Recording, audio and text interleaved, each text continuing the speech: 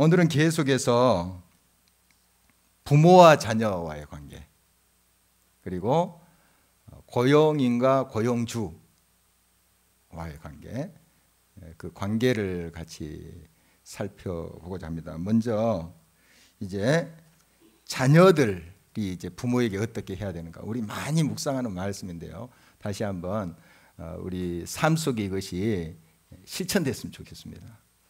정말 한 부분이라도 우리의 삶에 적용이 됐으면 참 좋겠어요. 먼저 자녀들은 부모에게 어떻게 하라고요? 순종하라. 순종하라. 자녀들은 부모에게 순종하라. 순종하라는 것은 부모의 뜻, 부모님의 말씀을 따르라, 이런 것 아니겠어요? 그런데 보니까 좀 조건이 있습니다. 부모가 악한 일을 시킬 때 순종하는 거 옳은 거예요? 아니죠. 그러니까 그 조건이 있는데 뭐죠? 주 안에서 순종하는 거예요. 주님의 뜻 안에서 순종하는 거예요. 사실 이 말씀은 지금 믿음의 공동체에 주신 말씀이에요. 그 부모들은 믿음의 부모를 말하는 거예요.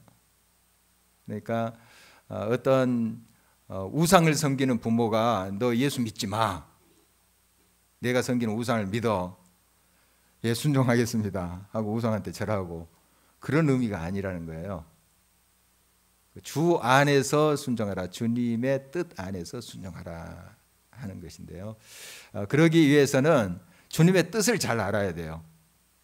부모도 그렇고 자녀도 그렇고 주님의 뜻을 잘 알아야지 분별해서 그 주 안에서 순종하는 것이죠.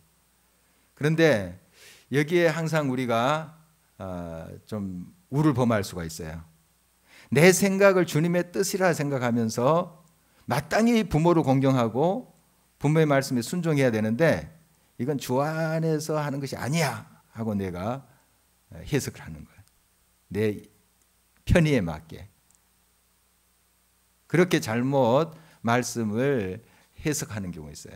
그래서 부모에게 효도하지 않아놓고 나는 주 안에서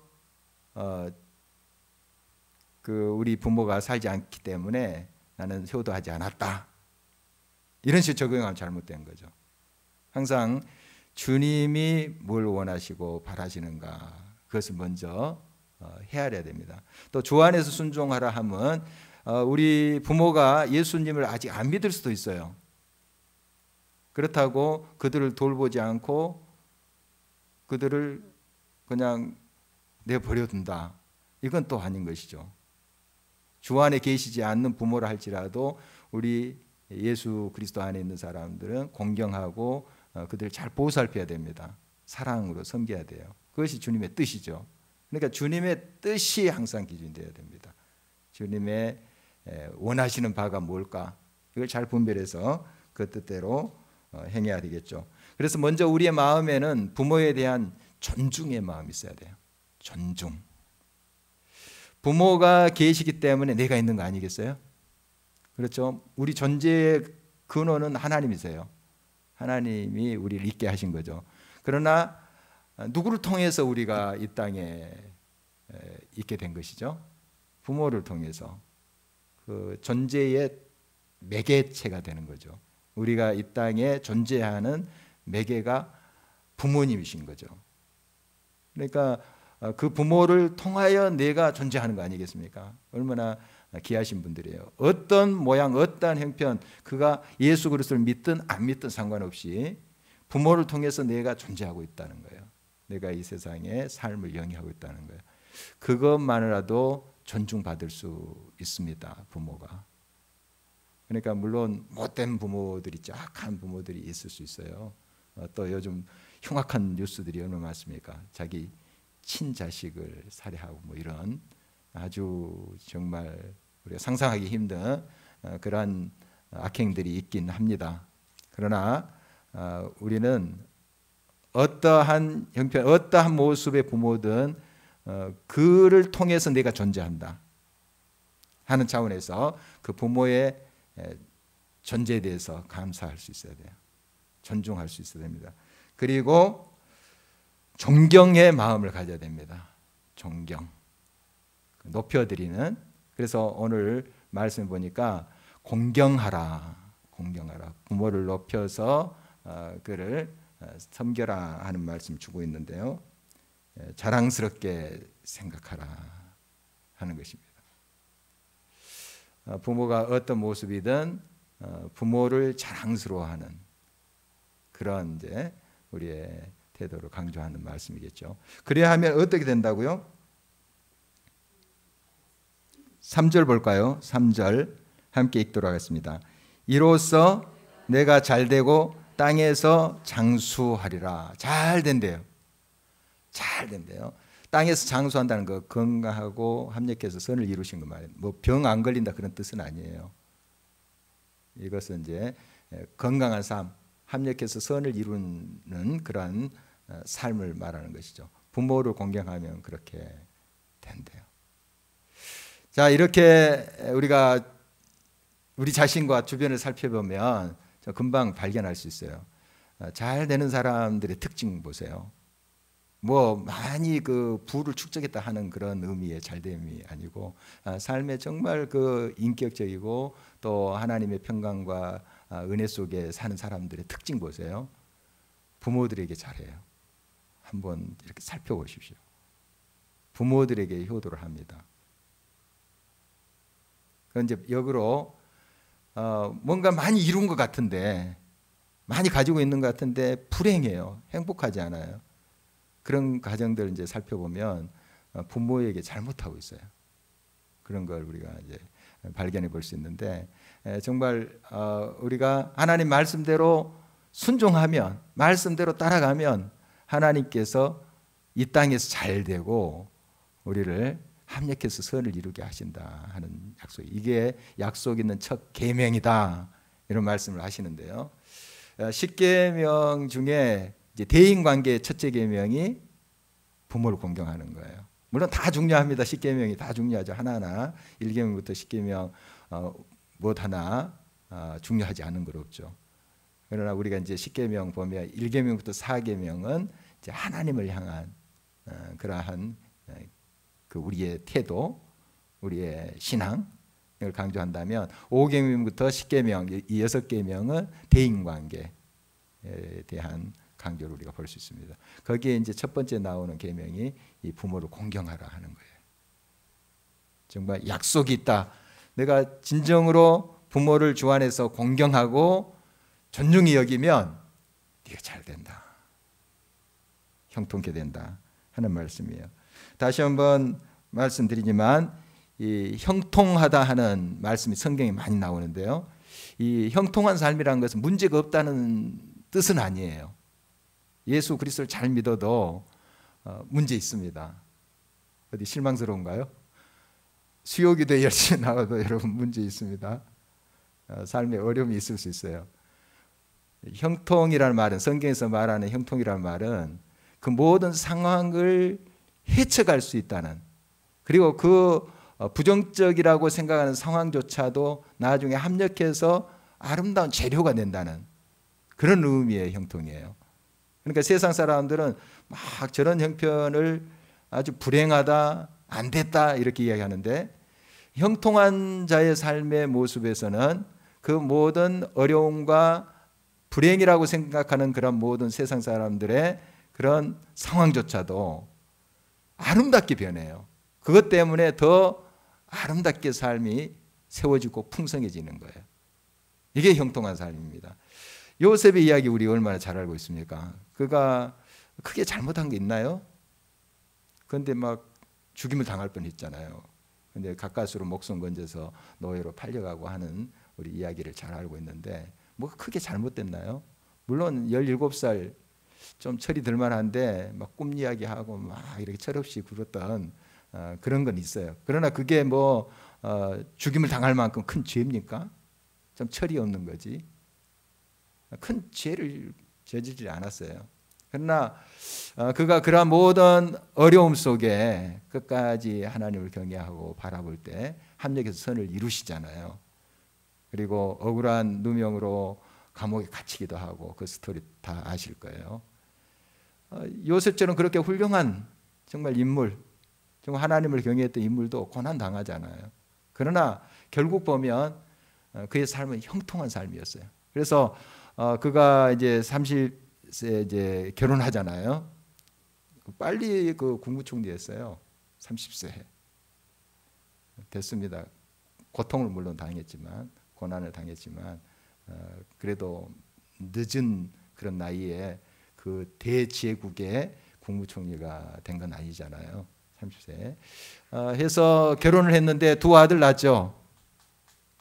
아들의 이름이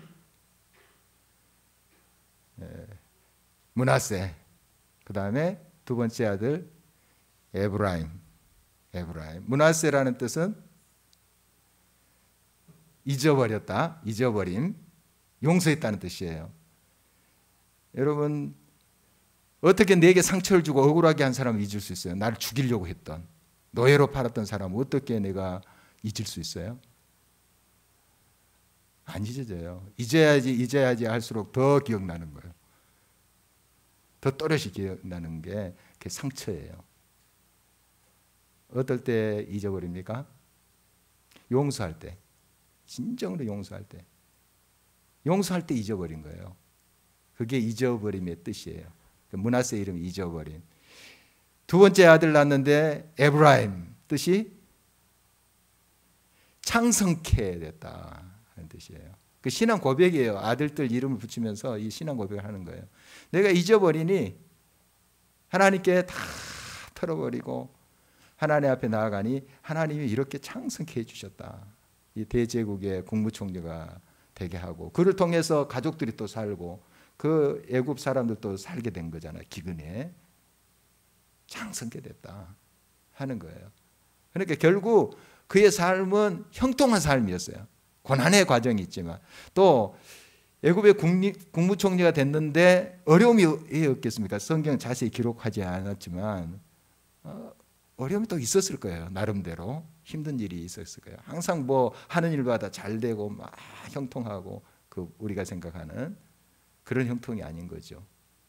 합력해서 선을 이루신다는 거예요. 그러니까 성경에서 말하는 형통은 모든 상황, 지금 우리가 실패라고 하는 것까지 다 하나님께서 거둬들여서 재료로 삼아 버리지 아니하시고 그걸 통해서 나를 더 단단하게 하고 나를 더 하나님을 붙잡게 만들고 하나님을 더 사모하게 만드시는 거죠.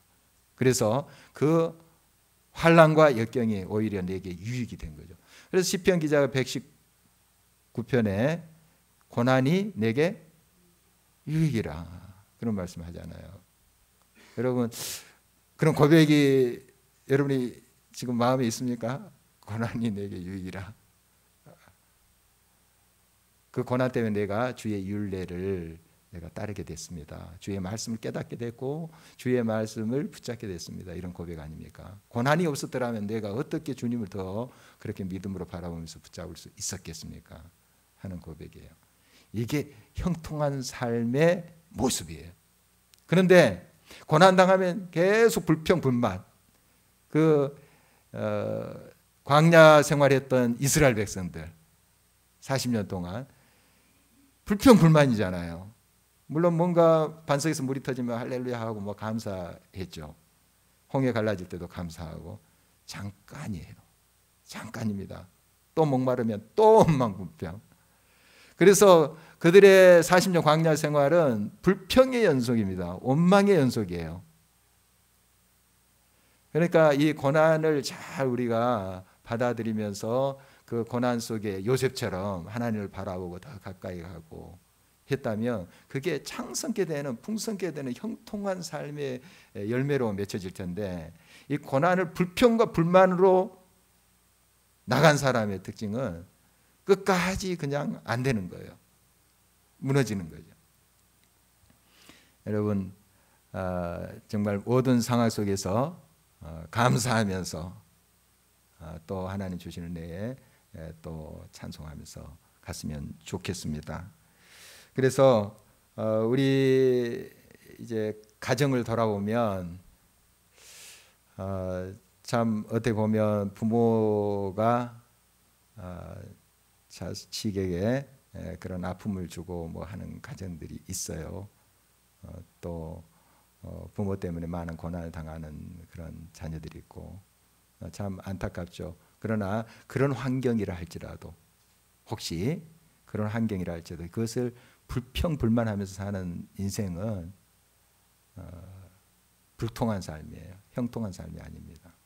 결국 그렇게 돼요. 그러나 비록 그것이 힘든 상황이라 할지라도 참 고통을 주고 아픔의 상황이라 할지라도 그 상황 속에 내가 하나님을 붙잡고 하나님 앞에 그것을 온전히 올려드리면서 극복을 해가는 그런 삶은 결국 하나님이 형통케 하세요. 그런 상황이라 할지라도. 그래서 우리가 이제 자녀이기도 하고 부모이기도 할 텐데요.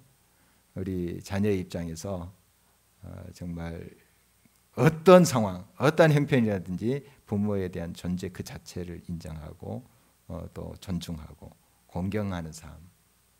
그런 삶은 형통케 될 수밖에 없어요. 그런 삶은 하나님께서 세워주지 않겠습니까? 다 보고 계시는데. 자, 두 번째로 이제 부모들에 대한 말씀인데요. 4절 말씀 계속 한 목소리로 읽어볼까요? 또 아비들아 너희의 자녀를 노엽게 하지 말고 오직 주의 교훈과 훈계로 양육하라. 자녀를 노엽게 하는 경우가 몇 가지 있을 텐데요. 어떨 때 자녀들이 좀 노여할까요? 전혀 경험을 못한 것처럼 지금. 예? 잔소리도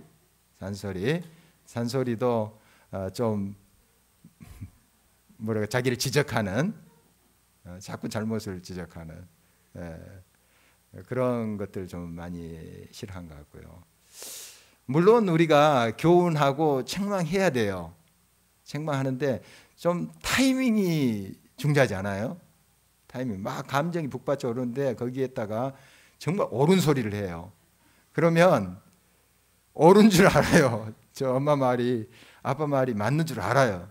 그러나 안 받아들입니다. 경험해 보셨죠? 경험해 보셨을 거예요. 이제 감정이 북받쳐 오를 때 아무리 좋은 소리 해도 안 들립니다. 좀 지나서 감정이 좀 수그러들고 그때 차분히 좀 이렇게 이야기하고 또 지적하는 말보다도 왜 그랬을까? 왜 저 아이가 그런 반응을 했을까? 좀 그것도 생각해 보면 좀 지혜롭게 우리가 대할 수 있으라 봅니다. 또 부당하다고 생각할 때 더 화낼 수 있어요. 애들이 부당하다. 똑같이 좀 형제 자매가 있다면 대해줘야 되는데 누굴 편애하는 듯한 그런 느낌이 받았을 때 왜 나만 그래? 이런 반응들을 할 수 있죠. 그래서 우리가 좀 공정하게 하고 있는가 하는 것도 살펴봐야 되겠습니다. 또 자신이 액세서리로 취급당하고 있다고 생각할 때, 그러니까 부모가 자기가 이루지 못한 꿈을 자식이 이루어주기를 바라는 그런 마음이 있긴 해요. 내가 막 그 어떤 꿈을 추구하다가 또 안 됐을 때 내 아들, 딸이 그것을 해주기를 바라는 마음 있어요. 그런데 그런 마음 또 자연스럽게 들 수 있습니다. 있는데 이걸 다그쳐가지고 거기를 몰아가려고 하는 거, 이건 자식 사랑이 아니에요. 지금 이 사회 문제 중에 좀 이것이 굉장히 심각합니다. 뭐 예부터 있었던 이야기예요. 그러니까 자녀들을 막 만들어 가려고 하는, 막 자기의 뜻대로 뭔가 다그쳐서 이렇게 몰아가려고 하는 그런 시도들이 지금도 많아요. 지금도 많습니다. 뭐 드라마 보면 또 그런 주제들이 많더라고요. 뭐 자주 보는 거 아니지만 이렇게 그 뉴스에 이런 거 보면 그런 내용들이 많은데 지금 우리나라의 문제뿐만이 아니에요. 사실은 우리나라의 문제뿐만 아니고 몇 가지 자료들 보니까 아주 뭐 서구에도 많더라고요. 이게 미국만 해도 한 해 300건 이상의 존속살인, 자식이 부모를 죽이는 그러한 일들이 있습니다. 우리나라도 그런 게 있는데 참 그 흉악한 자식들이죠. 부모를 살해했다는 것은 흉악한 자식들인데, 그러나 그 쭉 분석하고 정신의학자들이 또 이렇게 그 살인한 자녀들을 이제 대담해서 기록한 것들을 몇 개 자료를 봤는데, 보니까 그 부모들이 막 그 다그치고 몰아붙이고 하는 가정들이 많아요. 그래서 그게 억눌렸다가 그렇게 폭력으로 나오는 그런 경우가 많은데, 사실 우리가 이제 부모들로서 자녀를 사랑하고 이렇게 해야지 너에게 좋은 거야, 이렇게 하는 게 너를 위해서 다 하는 거야, 이렇게 우리가 주장을 하죠. 주장을 하는데, 사실 나의 생각을 주입하려고 하는 것들이 아닌가 늘 살펴봐야 됩니다. 자녀들을 막 굴려서 만들어 가지고 세우려고 하는, 그러면 인격에 장애가 옵니다. 인격에. 우리나라 교육 이념이 뭘까요? 아주 멋집니다. 4글자로. 홍익인간. 또 우리 우리 교장 선생님 출신인 또 권사님이 말씀하셨습니다. 어쨌든 홍익인간이 뭐죠? 널리 사람을 이롭게 한다. 아주 이념이 좋아요. 근데 사실 현장은 그렇지 않아요.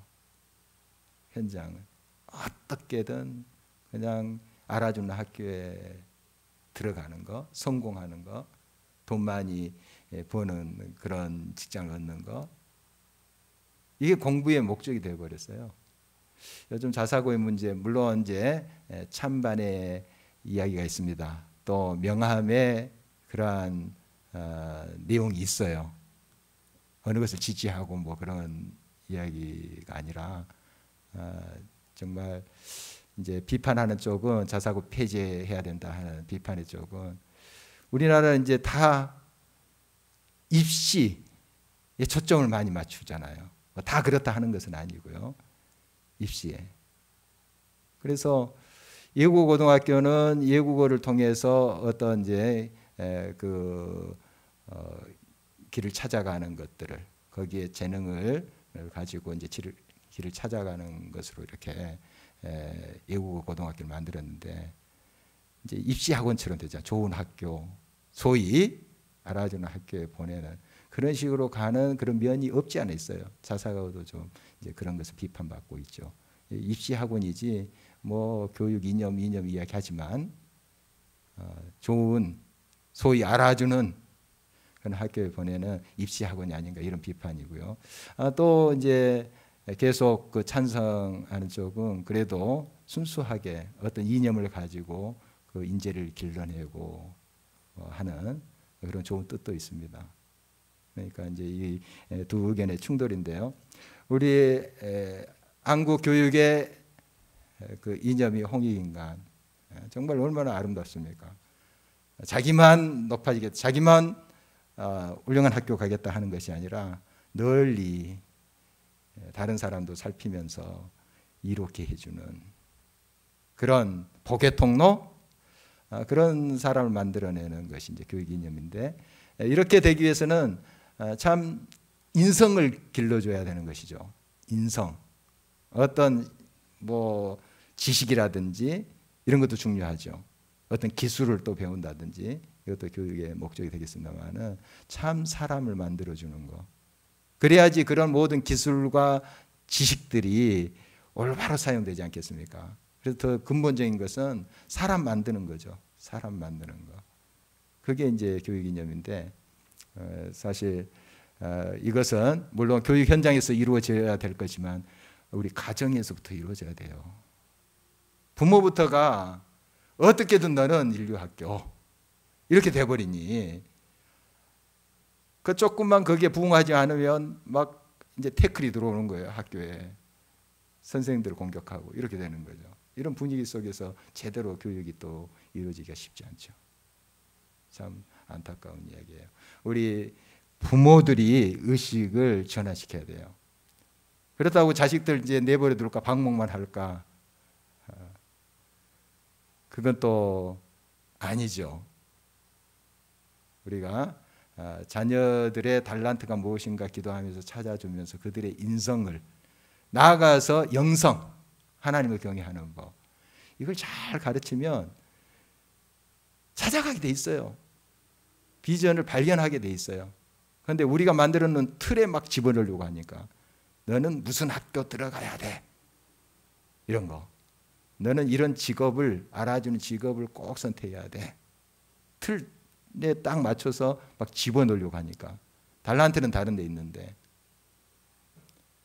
그래서 우리 자녀들은 우리의 액세서리가 아닙니다. 장식품이 아니에요. 우리 자녀들은 하나님께서 보내주신 선물이죠. 하나님의 것이죠. 그러니까 하나님의 소유예요. 우리가 이제 담당해서 이제 키우고 또 양육하고 하는 것이지만 하나님의 소유잖아요. 그러니까 그들의 갈 길을 잘 찾도록 우리가 옆에서 도와줘야 되죠.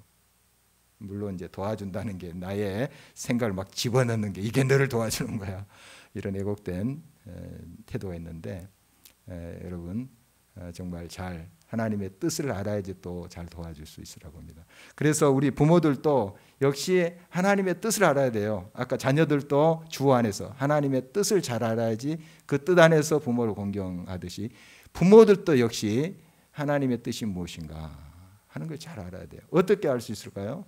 하나님의 뜻을. 말씀 묵상하셔야죠. 말씀과 동행해야죠. 말씀이 하나님의 뜻이니까요. 말씀을 여러분들의 생각의 틀에 끼워 맞추려고 이렇게 말씀 묵상해서는 절대 안 됩니다. 항상 내려놔야 돼요. 여러분의 말씀, 또 여러분이 가지고 있는 성경 지식 다 내려놓고 하나님의 뜻이 무엇인가 귀 기울여 들을 수 있어야 돼요. 늘 그러셔야 돼요. 내 이 말씀 잘 알아, 외우고도 있어 하는 말씀조차도 다 내놓고 다시 들으셔야 돼요. 날마다 그 말씀은 새로운 말씀입니다. 살아있는 말씀이기 때문에. 그러면 그런 말씀 묵상 속에서 하나님의 뜻을 알게 돼요. 하나님 알려주십니다. 그 뜻에 맞춰야 돼요. 그 뜻에, 나의 뜻에 맞추는 것이 아니죠. 교훈과 훈계로 양육하라, 이런 말씀인데요. 한번 이렇게 생각해 봤습니다. 교훈은 할 일에 대한 가르침이라면 훈계는 한 일에 대한 그런 말씀이라고 볼 수 있습니다. 그러니까 앞으로의 갈 길에 대해서 우리가 교훈하고 또 하나님 말씀에 따라서 이렇게 안내하고 하고 또 훈계할 때는 그 한 일에 대해서도 점검해서 하나님 기뻐하시는 일이다 아니다 하는 걸 잘 지혜롭게 우리가 또 안내를 해야 되겠습니다. 여러분, 하나님의 뜻과 나의 뜻을 구분하는 법 아신가요? 어떤 사람은 환상을 봤다 그래요. 하나님께서 주신 환상을. 그래서 그것을 이제 그대로 믿어요. 믿는데 주의하십시오. 항상 말씀에 그걸 비춰서 분별을 하셔야 돼요. 제가 20대 중반에 한 선교단체 훈련을 받고 있었어요.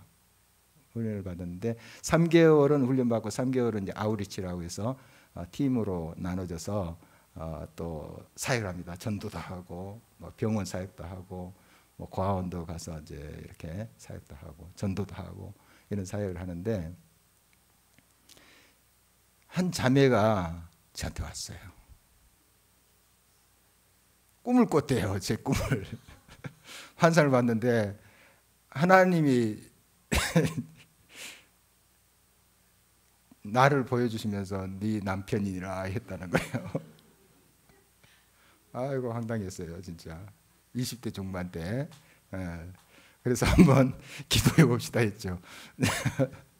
저는 마음이 없었지만 또 아니요 그러면 상처받을 수 있잖아요. 참 마음이 그때는 고왔나 봐요, 제가. 그래서 기도합시다 하고 며칠 뒤에 하나님이 아니라고 합니다. 이렇게 대답했어요. 거기에 이제 그 선교 단체 찬양 인도하는 스텝이 있었어요. 저는 이제 훈련생으로 들어갔고, 그 훈련을 거치고 이제 스텝으로 일하는 이제 청년이 있었는데, 이런 단체에서 또 교회에서 이 기타 들고 찬양 인도하면 멋있어요. 그래서 자매들이 많이 또 이렇게 다가서고 또 그런 이제 교회 오빠니까 그렇게 많이 그런 일들이 생기는데 그 형제도 이제 고백을 했습니다. 저한테 고백을 했는데 그 똑같은 그런 케이스예요. 그러니까 꿈의 환상에 짝이라고 이야기했다는 자매가 온 거예요. 그래서 그 자매에게 이렇게 이야기했답니다. 이렇게 말한 세 번째 자매입니다. 그런 대답을 했대요. 똑같은 말을, 비슷한 말을 하는 세 번째 자매입니다. 어쨌든 좀 빗나간 소리를 했습니다만 꿈과 환상 이거 다 아주 사람 죽입니다. 여러분 잘 분별하셔야 돼요. 자기의 뜻을 가지고 하나님을 이용하는 거예요. 이거 큰 죄악입니다. 정말 함부로 이야기할 게 아니에요. 꿈, 환상, 하나님의 뜻입니다 하는 거. 이 말씀에 근거해서 말씀에 따라서 이야기를 해야지 자기의 생각과 하나님의 생각을 우기는 거. 이거 사람 죽이는 거예요. 이제 신앙이 좋다고 하고 많이 기도하고 은사가 풍성하다는 사람들에게 더 나타나요, 이게. 이럴 때일수록 더 분별력이 있어야 돼요. 말씀의 분별력 있어야 돼요. 그래서 부모가 자식을 사랑한다 하면서 자기 뜻대로 막 다그치면서 이게 하나님의 뜻이니까 받아. 이건 아주 잘못된 것입니다. 늘 기도하면서 말씀 속에 깨어 있어야 될 이유가 여기 있습니다. 세 번째로 고용인과 이제 고용주의 관계인데 고용인은 어떻게 해야 될까? 먼저 두려워하면서 떨라고 했는데 그 고용주 앞에서 두려워하면서 떨라 하는데 이건 막 겁을 먹으면서 그냥 이렇게 두려워하기만 하는 그런 것을 의미하는 게 아니에요. 겸비하라는 거예요. 겸비하라. 어떤 현상이 있었는가 이 초대교회에 이제 예수 그리스도를 믿으면 다 형제 자매예요. 교회 안에 누구나 들어올 수 있으니까. 그 당시만 해도 주인과 상정과 이 종이 있었습니다. 그런 계급 제도가 있었어요. 우리나라도 있었잖아요. 100여 년 전만 해도 아직 남아 있었는데 이런 이제 상정과 종이 있었습니다. 그런데 예수 그리스도를 믿음으로 다 형제 자매가 된 거예요. 그러니까 이제 이 종들이 야 형제 자매잖아 하고 자기의 이치를 망각하고 게을리하고 이런 현상들이 있었던 거예요. 같은 형제인데 이렇게 하면서 그래서 이런 교훈을 주고 있는데 두려워하면서 떨라 하는 것은 겸손히 겸비하여 그 부모 그 상전을 받으라 하는 말씀이에요. 그리고 성실한 마음으로 또 충성을 다하라는 말씀입니다. 그래서 결국 죽게 하듯 하라. 그 상전을 죽게 하듯 하라. 여러분 이제 같은 일터에서 사장님이 있고 또 직원이 있겠죠. 그런데 같은 교인이 되는 경우가 있습니다. 이때 같은 형제 자매죠. 형제 자매가 될 수 있는데 그러나 그렇다고 내 일을 불성실하게 하고 또 게을리하게 한다면 그것은 잘못된 태도다 하는 것입니다. 그래서 성실함으로 겸비함으로 해라. 눈가림만 하지 말라. 안 본다고 눈가림만 하지 말고 이렇게 늘 하나님 앞에 있듯이 그렇게 행하라 하는 것입니다. 그런 좀 생각을 가끔씩 해요. 지금 몰래 카메라가 계속 좀 찍혀지고 있지 않은가 하는 생각이 들어요. 하늘나라에 가면 그걸 좀 하나님께서 틀어주시면서 너 이랬지 않느냐. 그러나 이제 우리가 참으로 용서를 빌면 하나님은 잊어버리시는 분이시니까 또 다 지우실 줄 아는데, 그러나 나의 모든 일거수일투족이 다 기록이 되어 있다. 하나님 아시니까. 물론 우리가 생각하는 그런 CCTV나 몰래 카메라는 아닐지 몰라도 하나님 다 아시는 거죠. 은밀하게 행하는 모든 것들, 내 마음의 생각까지 다 아시는 거죠. 그것이 바로 코람되어 하나님 앞에서 서인 의식이에요. 항상 이 의식을 가져야 됩니다. 요셉도 그런 의식을 가졌죠. 하나님 앞에서 내가 죄를 범하리까 하고 유혹을 뿌리치잖아요. 항상 하나님 보고 계신다 하는 거 우리가 기억할 수 있어야 됩니다. 그래서 눈가리만 하려고 하는 것이 아니라 어떤 상황 속에서 성실함으로, 겸비함으로 우리가 임해야 된다 하는 것입니다. 그리고 마지막으로 고용주에 대한 것인데요. 9절 말씀 한번 다시 한 목소리로 읽어보도록 하겠습니다. 상전들아 너희도 그들에게 이와 같이 하고 이업을 그치라. 이는 그들과 너희의 상전이 하늘에 계시고 그에게는 사람을 예모로 취하는 일이 없는 줄 너희가 알미라. 지금 고용인에 대한 말씀 한 4절이나 나오죠. 5, 6, 7, 8. 그 다음에 고용주에 대한 말씀, 상전에 대한 말씀 한 절 나와요. 그런데 우리가 숫자적으로 그렇게 나오는데 사실 고용주에 대한 말씀이 더 길어요. 왜 그럴까요? 이와 같이 해서 4절 포함해서 한 절 플러스 5절이에요. 무슨 소리인지 좀 아시겠어요? 이와 같이 하여 어떤 것입니까? 아까 그 고용인, 그러니까 종이라고 표현된 그런 사람들에 대한 말씀 4절 나왔잖아요. 4절도 하고 너희들이 그 4절에 포함된 그 내용을 똑같이 하고 그 다음에 한 절 더 이야기하시는 거예요. 뭐 그게 크게 중요한가 지금 그런 눈치들인데요. 어떻든 같은 마음으로 하라는 겁니다. 같은 마음으로 정말 주께 하듯이 고용이든지 고용주든지 부모든지 자녀든지 주께 하듯 하라. 그리스도께 하듯 하라. 성실함으로 진실함으로 전심으로 진심으로 하라. 이런 말씀이 아니겠습니까? 그리고 이 고용주는 좀 힘이 있죠. 어떻든 갑이에요. 갑에 위치해 있는 사람이에요. 그러니까 좀 위협할 수 있어. 그 힘으로 좀 말이 안 통할 때는 막 큰 소리를 해서 딱 그냥 제압시키는 그런 경우 있죠. 갑질을 하죠. 갑질할 수 있어요. 그러나 우리 크리스찬들은 이런 힘이 있는 자리에 있을지라도 이래서는 안 되는 것이죠.